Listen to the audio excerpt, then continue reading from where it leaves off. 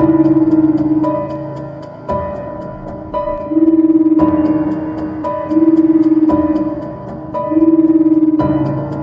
night of June 9, 1912.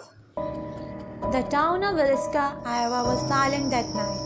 The only sounds were the rustling of trees and the faint creaking of a rocking chair on a porch.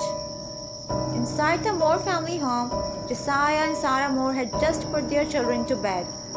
The house was warm, filled with the quiet comfort of a family's love. Little did they know, something evil was already inside, watching, waiting.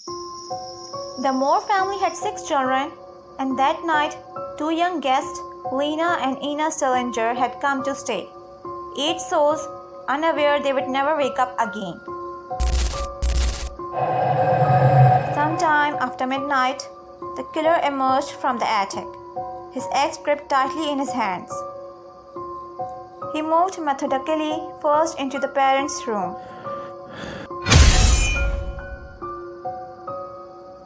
Josiah was hit first. The force was so brutal that his face was completely unrecognizable. Not once, not twice, but at least 30 times. Sarah barely had time to react before the axe came down on her, the blade slicing through the silence of the night. But the horror didn't stop there. The killer moved to the children's room. One by one, each child never woke up, their dreams slipping into eternal darkness. Then, the 2 Stillinger sisters, Lena, only 12 years old, was the only one who seemed to have fought back.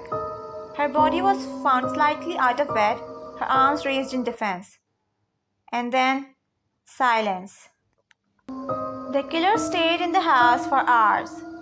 He covered the mirrors and all reflective surfaces.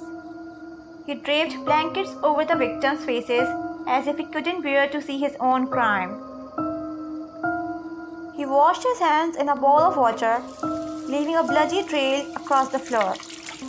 Before leaving, he lit a lamp and placed it on the floor, its wick removed to keep the light dim. And then he vanished. The police never found the murderer. The axe, Josiah Moore's own, was found abandoned. The case remains one of the most disturbing unsolved murders in American history. Over a century later, the Villisca murder house still stands. Visitors who step inside never leave the same. EVPs capture children's voices whispering. Shadow figures creep along the walls at night. Doors slam shut on their own. Some visitors claim to feel a cold hand grasp their throats in the darkness. In 2014, a paranormal investigator stabbed himself inside the house, claiming something took control of him. Would you dare to enter? Because some say the killer never left.